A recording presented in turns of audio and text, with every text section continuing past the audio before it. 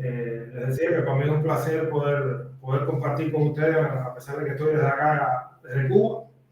Pero bueno, ahí sí sé que está el profesor Uber, que es el otro integrante de esta investigación. Les comento que esto es un trabajo que está en desarrollo y es, para mi consideración, bastante optimista, ¿no?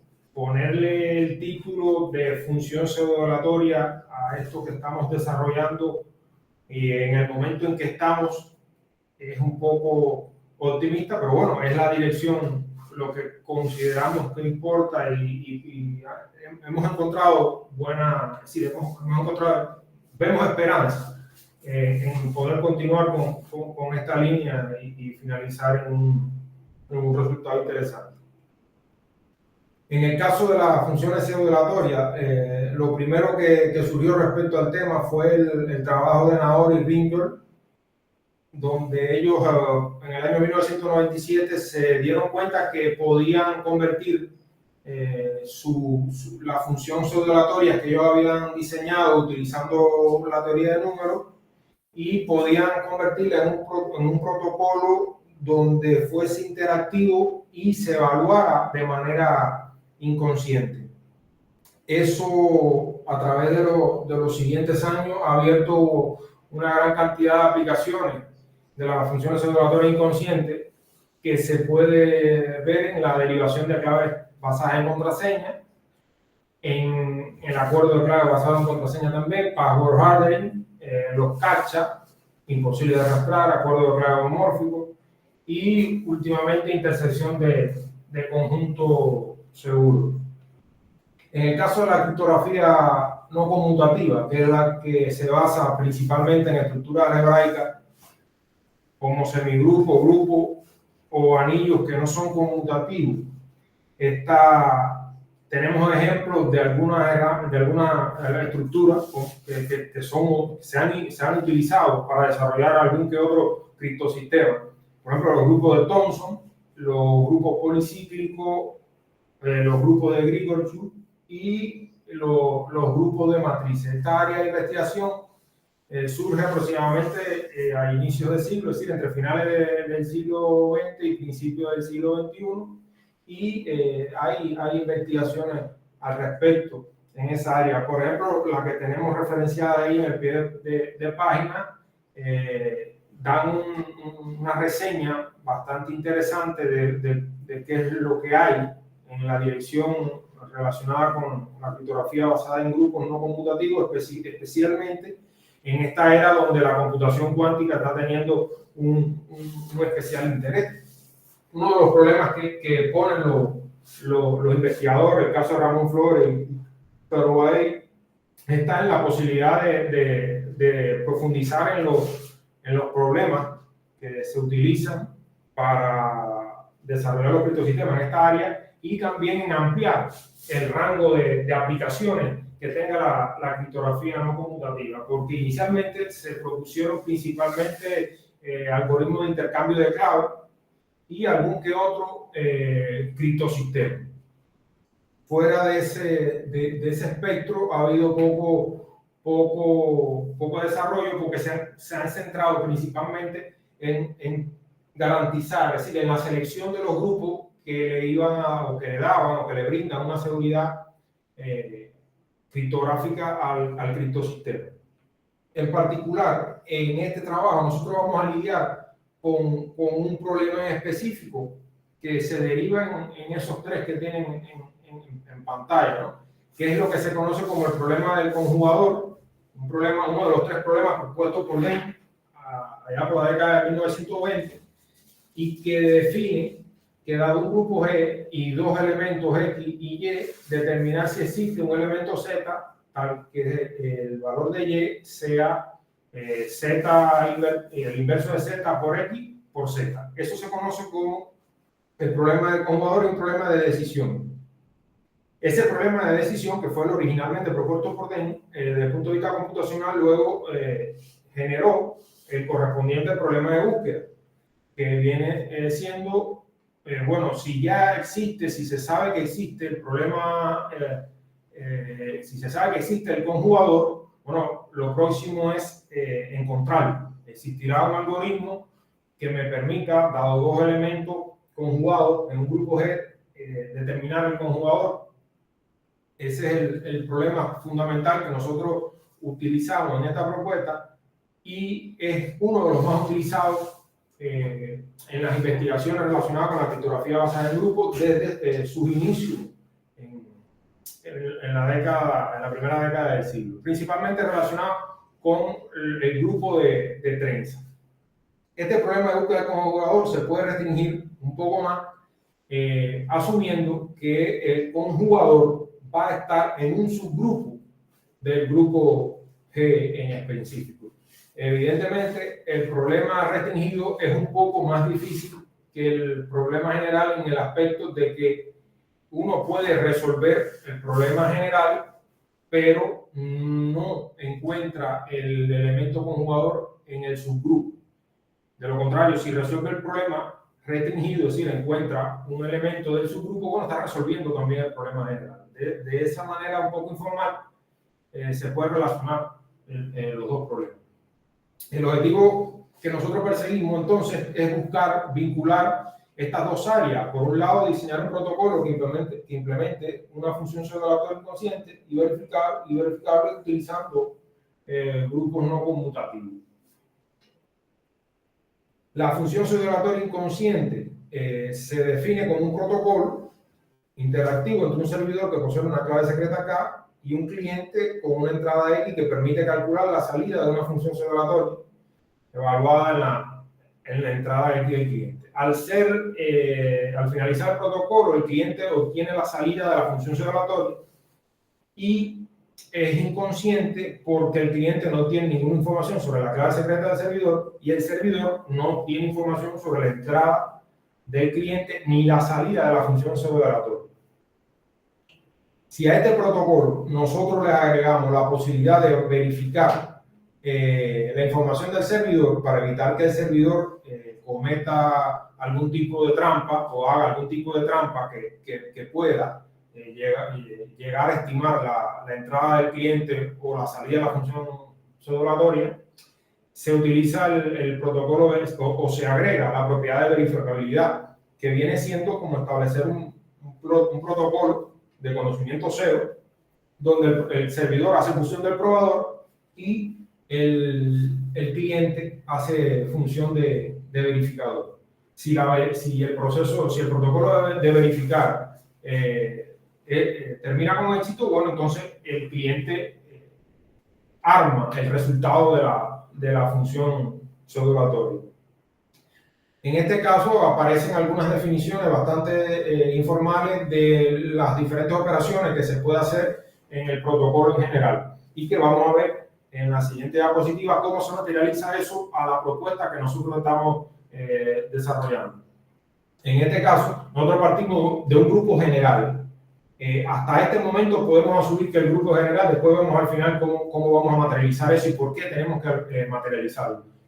En el caso del grupo multiplicativo no conmutativo, tenemos un elemento A que viene siendo público, que pertenece al grupo, y dos subconjuntos no vacíos A y B, tales que los elementos de A conmutan con los elementos de B. Esto es una práctica relativamente común y toma, así, desde su inicio, el protocolo de Pauli utilizaba esta estrategia. En este caso, nosotros utilizamos la misma idea con la razón para poder establecer el cómputo final. El primer paso del cliente sería convertir esa entrada que él tiene, que es una secuencia binaria, convertirla con una función hash a un elemento del grupo para poder operar con él. El segundo paso sería determinar un elemento del subconjunto A, sí, del primer subconjunto, aleatorio, es decir, tomarlo aleatorio de ese subconjunto y enviar el resultado de multiplicar el valor del hash en el grupo por yo diría que la exponenciación, pero no me gusta decir la exponenciación porque es más bien una notación, es decir, el recuadro en verde le da una idea de la notación que asumimos porque también es usado con frecuencia con con la idea de simplificar un poco las notaciones.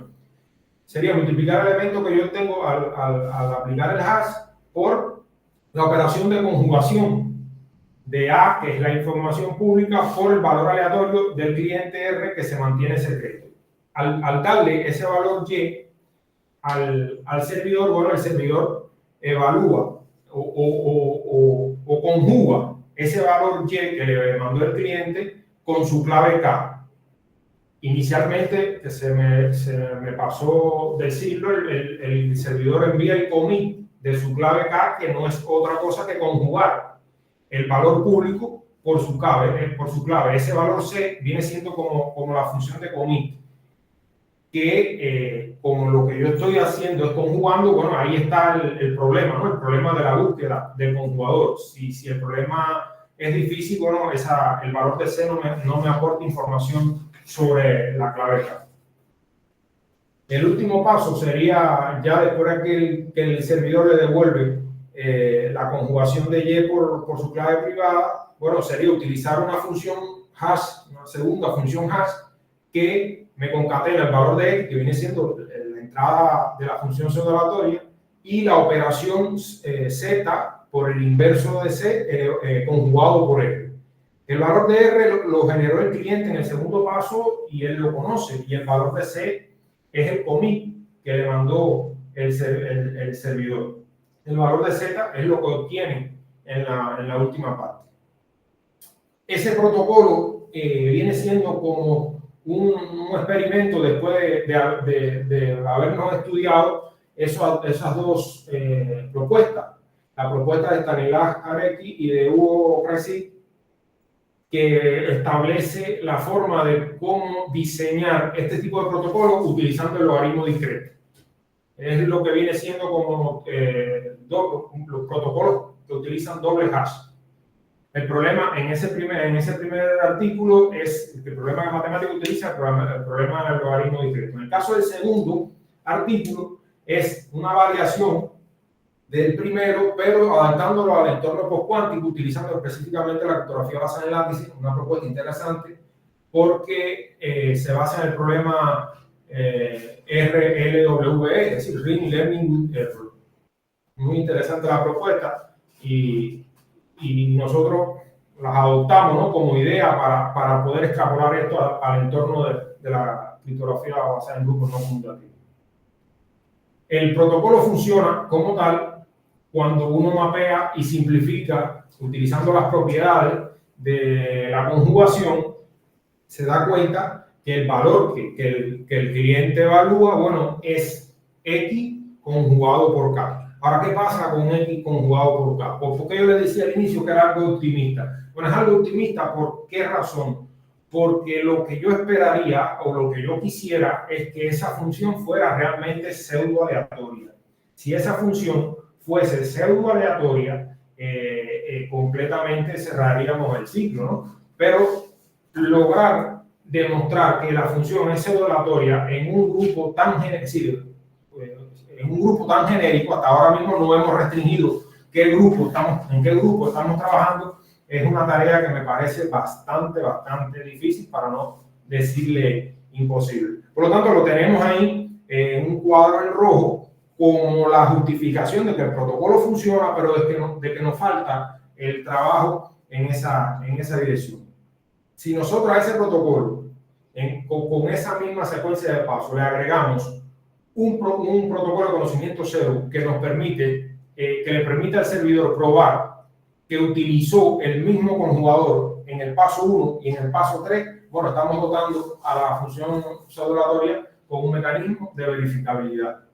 Este mecanismo de verificabilidad que diseñamos viene siendo muy similar al protocolo de Chang-Pedersen, famoso, que comprueba la igualdad entre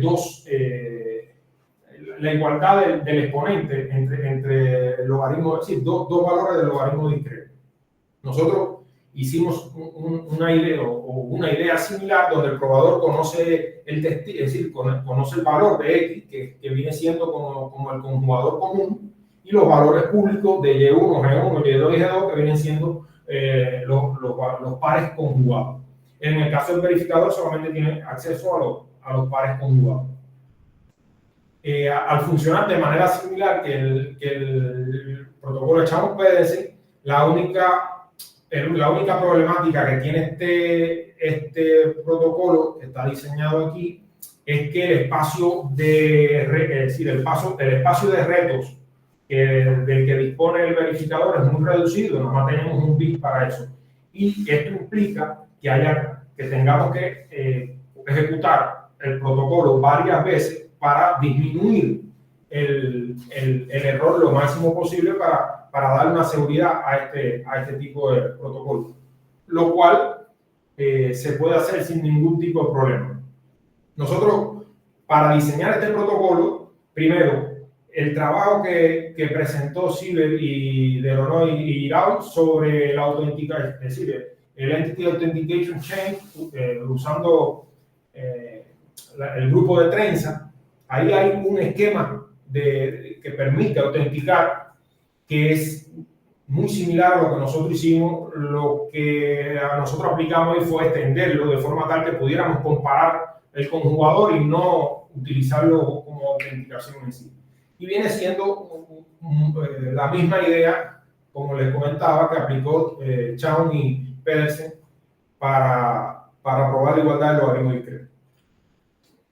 El por qué el protocolo efectivamente completa, es decir, es correcto, está dado ahí, y básicamente tenemos que centrarlo en la parte que no es trivial, que es cuando sea igual 1, porque cuando sea igual 0, bueno, es lo que se manda en la transcripción del protocolo.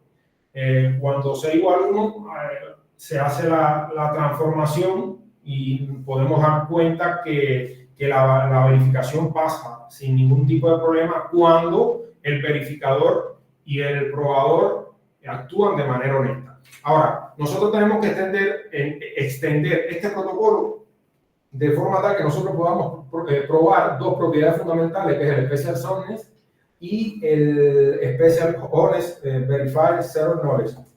Esas dos propiedades son normalmente utilizadas para demostrar que un protocolo, en este caso los protocolos tipo Sigma, garanticen el conocimiento cero. En el caso de la primera propiedad, el Special Soundness, se garantiza sin ningún tipo de problema para el caso general, sin mucho esfuerzo. El artículo que nosotros trabajamos, bueno, ahí está la demostración. El caso de la segunda propiedad sí es un poco más invasiva y necesitamos que la probabilidad con la que nosotros elegimos el valor de R sea invariante a la multiplicación al menos por la izquierda. Y eso se debe a que, bueno, que yo estoy multiplicando el valor de R por el inverso de X a la izquierda. Entonces, esa propiedad de que la probabilidad con la que yo elijo R sea invariante a la multiplicación por la izquierda, nos garantiza que nosotros podemos demostrar esa propiedad. Evidentemente, ya esto no se ataña a un grupo general, porque los grupos no conmutativos, la mayoría son infinitos, aunque sí finitamente presentados, pero esto nos implica trabajar con las probabilidades, que es muy engorroso e incluso hasta ambiguo en determinadas situaciones. Que es lo que a nosotros nos da por experimentar con grupos finitos y que a la vez no sean conmutativos. Los grupos finitos y no conmutativos, el grupo de Heisenberg en especial, por ser un grupo matricial, se presta muy interesante para esta situación, y nosotros nos dimos la tarea de revisar las propiedades que podíamos obtener utilizando este tipo de grupo, y hemos encontrado situaciones que realmente nos acomodan un poco el trabajo para poder integrarlo en esta idea. Nosotros podemos extender, es decir, el grupo tradicional de Heisenberg es una matriz de 3×3, donde la diagonal principal es 1, una matriz triangular superior, y los valores de X, Z y Y pertenecen a los reales. De manera general se puede cambiar los reales por un campo. Incluso se puede extender aún más el grupo de Heisenberg a una matriz de n+2 columnas en fila, y tendríamos entonces valores en un campo específico. Nosotros, para poder hacerlo finito, vamos a trabajar específicamente con un campo finito de tamaño P a la n, es decir, un primo elevado a la potencia. En este caso, nosotros podemos representar un elemento del grupo de Heisenberg como una matriz reducida, diría yo, donde el valor X se puede ver como un vector fila de n elementos, es decir, una matriz de 1 por n, y el vector Y es un vector columna, que vendría siendo Y fila por una columna. Las operaciones del producto y la inversión en ese grupo están relacionadas ahí en la ecuación 1 y 2, que se justifican y se permiten por el mismo trabajo en el campo. Ahí podemos apreciar que las operaciones son bien lineales, ¿no? Evidentemente, es una matriz, y eso lo vamos a aprovechar al máximo. El ejemplo de utilizar este tipo de grupo en la criptografía no conmutativa, bueno, el libro de Alexei Maslenikov y Vladimir decía cómo era la posibilidad que tenía utilizar el grupo de matrices y los beneficios que eso producía, aunque de manera informal, es decir, no llegaba a una conclusión específica, lo cual es bien complicado. Después, en el 2014, Caro Barey sí hizo experimentos interesantes donde demostró que el grupo de Heisenberg presentaba mejor resultado ante los ataques que se habían hecho a los criptosistemas basados en trenza, desde el punto de vista de la longitud de la palabra. Ahí sí se logró, según los autores, una mejora. Y por último, en el 2024 se propuso un protocolo de acuerdo de clave multiparty que lo utiliza en dimensión 5. En el tema de las funciones elaboratorias, bueno, no hay al respecto nada realizado hasta el momento. Dentro de las propiedades que nosotros podemos utilizar del grupo de Heisenberg, bueno, está primero que el orden del grupo de Heisenberg es P elevado a 2 a la n más 1 por m, es decir, un grupo que tiene bastantes elementos. Y una propiedad importante es el centro del grupo de Heisenberg, que está bien definido, y nos interesa el centro porque sabemos que de ahí no podemos coger nada. Cualquier cosa que nosotros tengamos ahí conmuta con el grupo completo, y es lo que no queremos que pase. Y además, la otra propiedad muy interesante es que el grupo de Heisenberg es un grupo policíclico. Bueno, como es policíclico, es isomorfo al grupo lineal. Se puede llevar como una matriz, como ya vimos. A nosotros nos interesa, o lo hemos estado explorando, en su representación matricial. La idea de que sea policíclico, bueno, es que hay mucha investigación referente a los grupos policíclicos en la criptografía no conmutativa, y la tendencia es que se pueden utilizar hasta el momento. La otra propiedad que nosotros tenemos que vigilar de cerca es la operación de conjugación, porque nosotros la utilizamos con problemas matemáticos difíciles, y está expresada por esa ecuación, donde ahí tenemos que ver, y es llamativo, cómo la operación de conjugación es decir, deja fijos dos elementos de esa matriz resumida. El valor, hay dos aspectos fundamentales en esa operación. Primero, que se deja fijo la X' y la Y', que forman parte del valor que se conoce, es decir, de la base, y la componente Z, es decir, el valor de la parte superior derecha de la matriz, en el valor secreto, el valor conjugador, ¿no? El que conjuga, no está en la ecuación. Esos son dos aspectos importantes que nosotros podemos, o que puede influir, o que influyen en la seguridad del criptosistema. Ahora, nosotros, para poder trabajar con ese grupo de Heisenberg, tuvimos que buscar qué subgrupo de ese grupo tenía propiedades conmutativas para poder utilizarlo a la hora de usar el protocolo de la función observatoria inconsciente.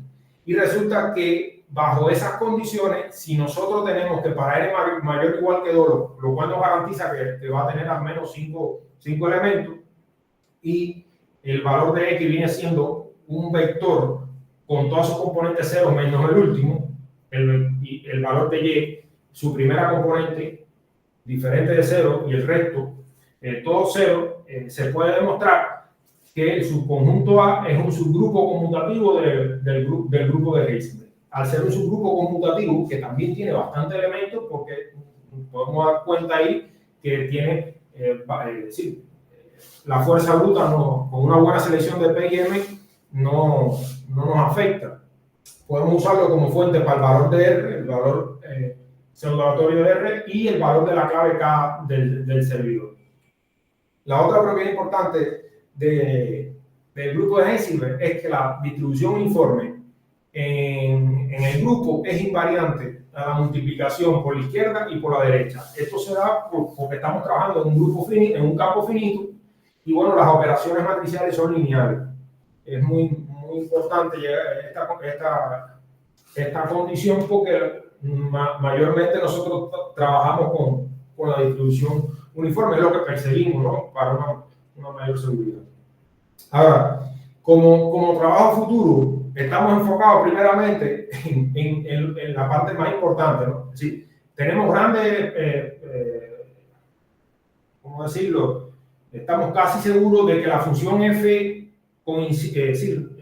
cumple con las condiciones para hacer una función pseudo-aleatoria, pero tenemos que ver cuáles son los requisitos que debe tomar f para hacer pseudo-aleatoria. Por ejemplo, para llevarlo a un nivel que ya conocemos, la exponenciación modular o la función g a la x, ¿no? En lo que ya conocemos como el logaritmo discreto, es pseudo-aleatorio, mientras la variante decisional del problema de Phi-Hellman sea fuerte, es decir, mientras no se pueda distinguir entre una tripleta de Phi-Hellman y un valor aleatorio en el propio grupo. Algo similar estamos buscando en este grupo de Heisenberg, teniendo en cuenta que hay muchas facilidades que podemos utilizar por el hecho de poder tener dos operaciones en el campo, es decir, tener la suma y tener el producto.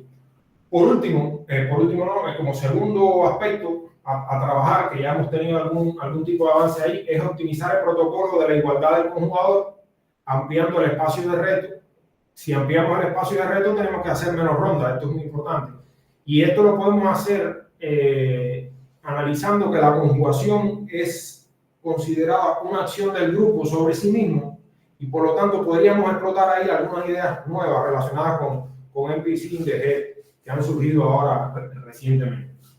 Y como aspecto importante, no por ser el último, casi que el más importante, hay que seguir investigando sobre la seguridad del problema restringido de búsqueda del conjugador, específicamente en el grupo de Heisenberg, que nos permita realizar una estimación fiable de los parámetros, porque se ve o se observa que al tener en la matriz elementos en FP y manejar valores de n relativamente pequeños, así nos lo define la seguridad del problema, los valores o los parámetros del protocolo no deben crecer mucho.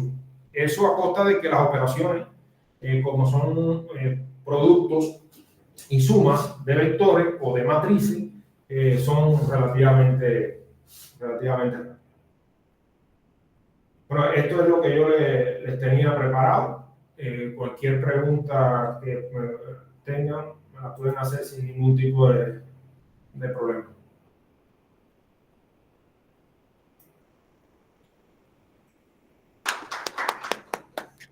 ¿Algunas preguntas?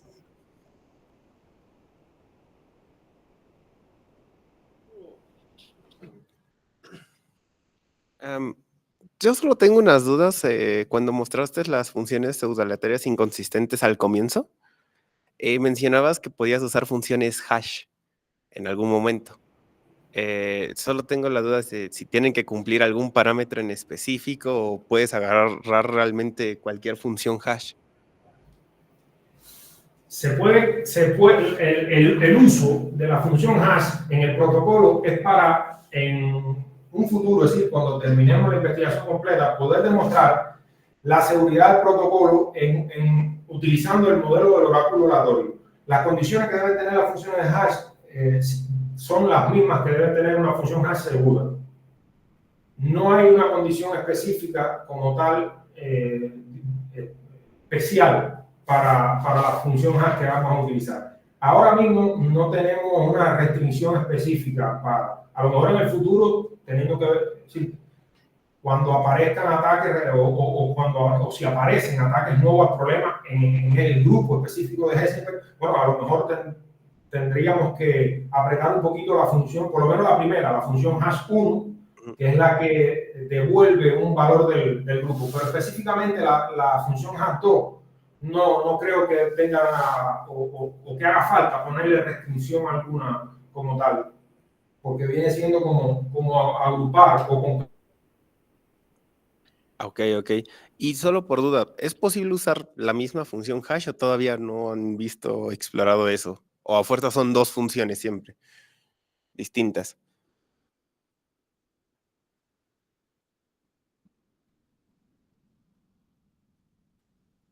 Ya le cortamos la... Oh, quizá no me escuchó. Hay que poner a cargar ya está poniendo la batería. ¿No? ¿Está parpadeando la batería? ¿Hola? ¿Aló, David? ¿Nos escuchas? Y puede que le llegó el corte de luz. Sí, exactamente. Justo en el momento de la pregunta. Rayos, ahora sabremos si esto es verdad.